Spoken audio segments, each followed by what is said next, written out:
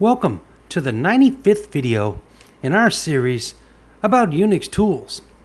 In this video, I'm going to continue showing you how to use the Git version control software. In this video, we'll finally learn about tags. A tag is a symbolic name for a particular commit. In many projects, version numbers are used like v1.0, v1.1, etc.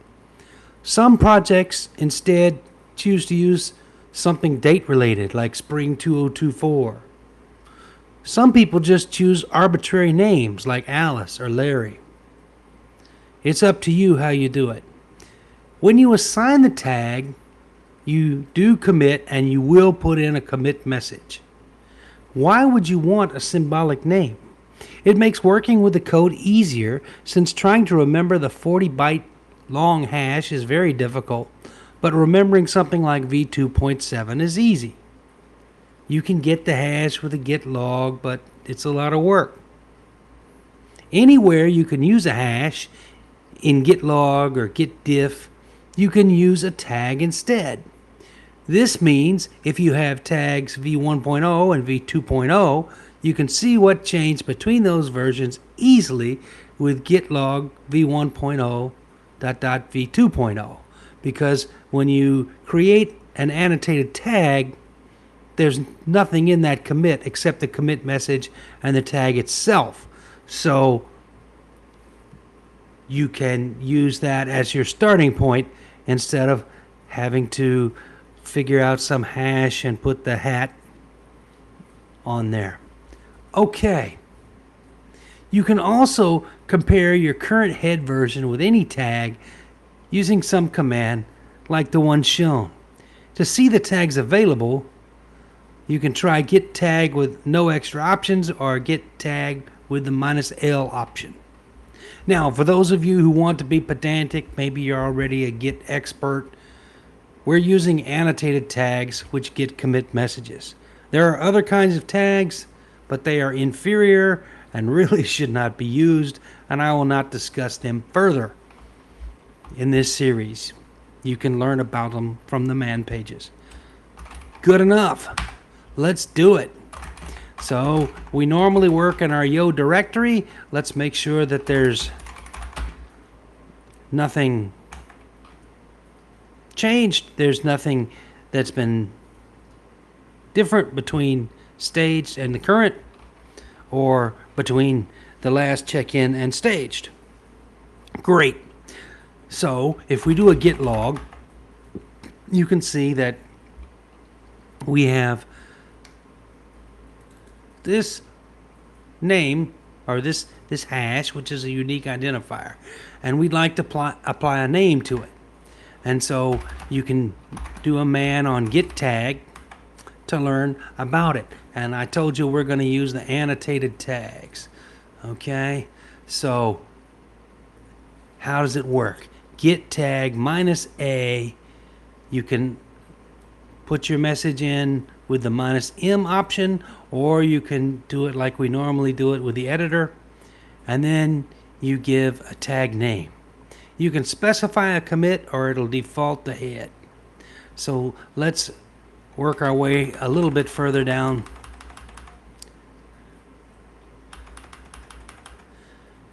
And there are signed things, and you can use that, but it's really complicated to set up.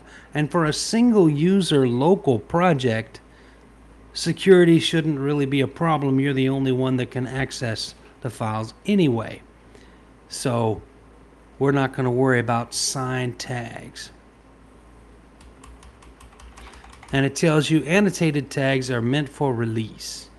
And when you're a single user project working alone, or you're part of a group project but they all send the patches to you and then you are the only person who commits, which is how Linus Torvalds does it and how I'm teaching you to do it, then annotated tags are what you want.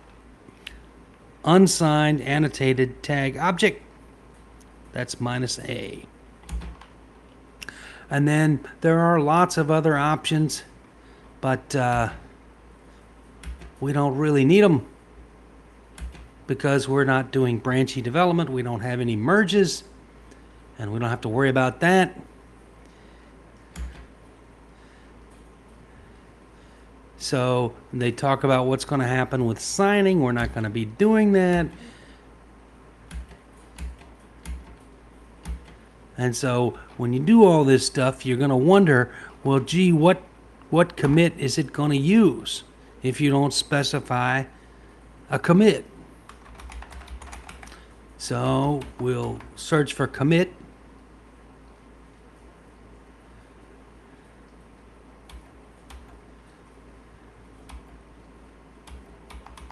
And you'll see, wow, commit. The object that the new tag will refer to, usually a commit, defaults to head. Okay, but you could specify head if you're nervous. So we'd like to say that we've reached version 1.0 on our project. So we're going to go a git tag minus a. We're going to call it version 1.0, and we're gonna type in a commit message through the editor like all our other git commits. Are we ready? Sure, we're ready. Let's do it. And so at this point, you need that one-liner so when people search for tags, they can find it. You can add more lines if you want to, but you need to separate them. So let's figure out, what should we say? This is our 1.0 release. Okay, that's very clear. Anybody who reads that message will know what it means. And we called the tag v1.0, which it reminds you. You need the V in front because you can't just use a number. It'll get confused. You need to start with some kind of letter. Do we want to have more message? Let's think about it. There's nothing else to say, really. So no, we're good. Let's save that. Remember, it's Unix. If you didn't request any output and there are no problems, you don't get output. So how do we know it worked? Well, you can type in git tag and you'll see, there's a tag version 1.0 right there. What happens when we get log? Get log says, hey, headmaster, and I'm a tag version 1.0. But I don't see the message from our tag.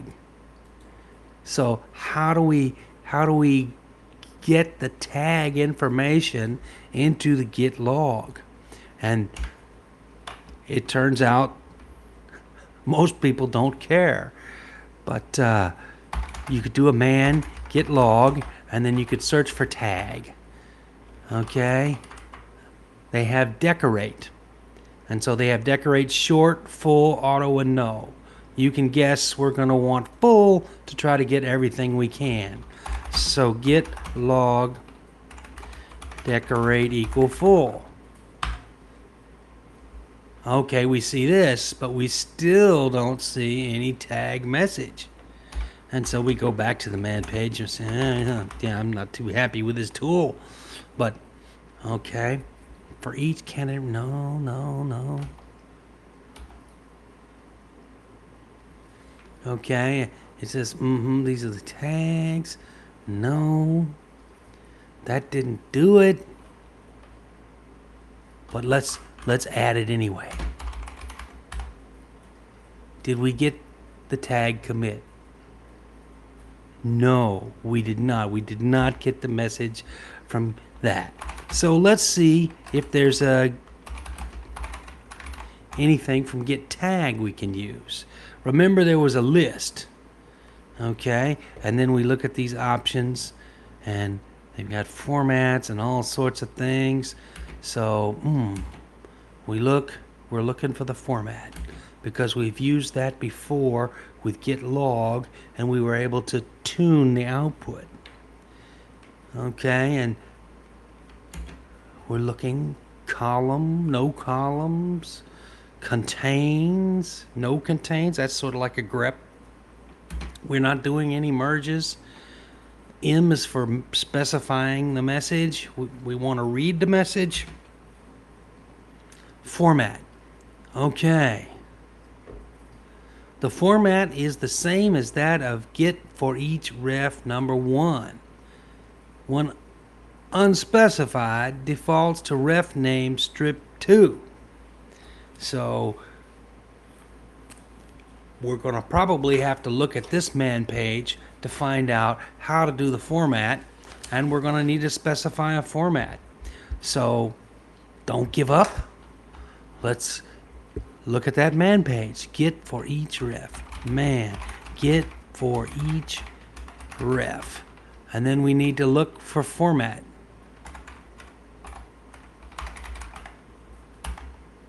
A string that interpolates field name from a ref being shown, blah, blah, blah. Okay. So there's object name, object type, ref name. Is there anything else we can show?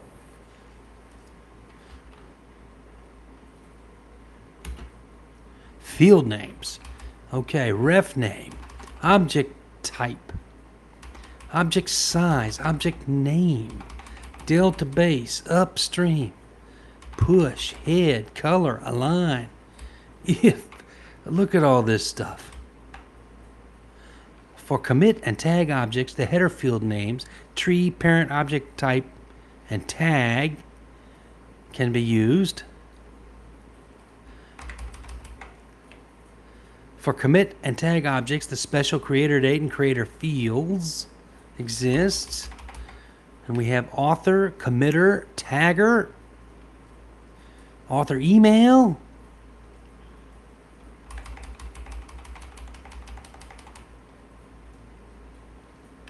we've got the size of the commit or tag message. We've got the content subject, which is the first paragraph of the message. And we've got contents body, which is the remainder of it, which is why I said the first line needs to be special. Okay, or you could ask for the first few lines. Okay, so it looks like we want contents subject. That's what we need. And so if we go back to our get tag and we look for that format again,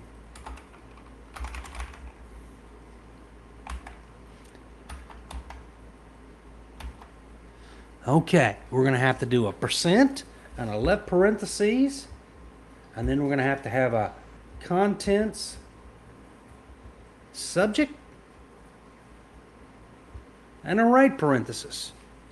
Okay, we're going to need that to make sure we get what we need. And we probably need the ref name, okay, with the strip too. So you copy that down. I'm using a piece of paper here. You could use another window and type it into an editor, whatever works for you. And all that stuff's going to have to go in double quotes with that minus format equal. And this seems incredibly painful, but we're gonna give it a shot. Okay, so it was get tag, and we'll do the list, and then we'll say the format equals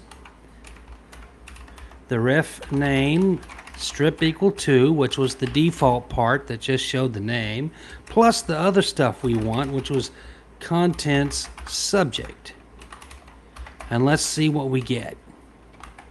You say, I don't know contents subject. And you think, man, did I spell it wrong? I don't know content subject. Let's try content. Didn't do it. Contents. Aha! Okay, so we got contents. Wonderful. And we got our tag message. Wonderful. Now, how come it wasn't content subject? Maybe we weren't supposed to use a dot. Maybe we were supposed to use a colon. You know, you see a colon over here on this one. So we could try a colon. And that's what they were looking for, was a colon, not a period. Okay, this video has run on a little long, so I need to stop here. But I've shown you that you can apply the tag, and I've shown you with some work, you can get the tag commit message, but you don't get it in the git log. You need to get it with git tag using this particular command line. Okay, come back next time and I'll show you how to use the tags with the other commands instead of having to use those long 40-byte hash codes. Until then, thank you for listening.